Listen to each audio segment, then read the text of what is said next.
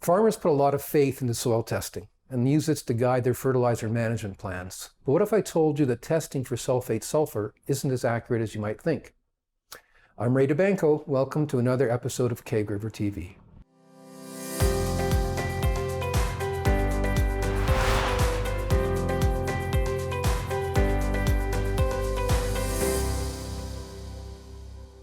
Most soil tests include results for sulfate sulfur. In other words, plant-available sulfur.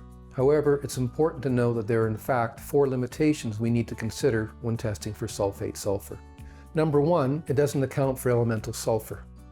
Number 2, levels can vary significantly within a field. Number 3, the mobility of sulfate in the soil. And number 4, interpretation is often subjective, and all of your field may not require sulfur. The first limitation is that sulfur may exist as elemental sulfur that has not yet been converted into sulfate sulfur by soil microbes. This will not be accounted for in a soil test, but may provide available sulfur to your crops throughout the season once that elemental sulfur oxidizes. We covered this aspect in a previous episode. Sulfur and sulfate levels can vary dramatically from one part of the field to the next. This can be due to several factors. These include organic matter, microbial populations, microbial diversity, and microbial activity, soil texture, environmental conditions, such as moisture, drought, or the time of soil testing, as well as topography.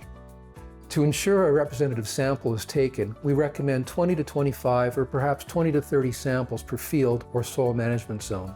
All samples are combined, and a subsample is taken and sent to the laboratory for analysis.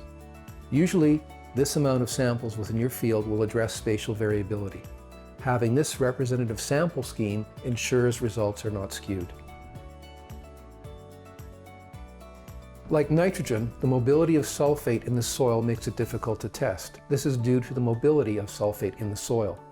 Seasonality and moisture levels can impact sulfates and move them up or down in the soil, but particularly we're concerned about downward movement through leaching. It's often recommended that samples be taken at 3 depths: 0 to 6 inches, 6 to 12 inches, and 12 to 24 inches. Commonly, a 1-foot sample is taken. However, sometimes growers just sample 6 inches and 6 to 24 inches. But sampling to 24 inches helps us measure the sulfate, which may be at depth where roots will later access it in the growing season. So soil testing is not an exact science, or the exact science that it sometimes is made out to be. A test is only as good as the interpretation of the results. Interpretations are made based on the data received. One interpretation may recommend adding sulfur, while another may not. It's subjective and it becomes situationally specific. Perhaps your sampling scheme hit a sulfur hotspot, and that falsely elevated your soil test result. So not all of your field may require sulfur, but there may be some spots that would benefit. As a result, there is an element of risk management and decision making. So, if soil testing isn't entirely black and white, what should you do? In many areas with known sulfur deficiency or crops with high sulfur demand, farmers typically add elemental sulfur to their fertilizer blend as part of an annual fertilizer management plan. This can build up sulfur levels in the soil, even to the point where application of an immediate sulfur source like ammonium sulfate may no longer be necessary. When looking at results from a soil test, it helps to review these with an agronomist who knows your fields. Where required, an elemental sulfur program gives you an added degree of security.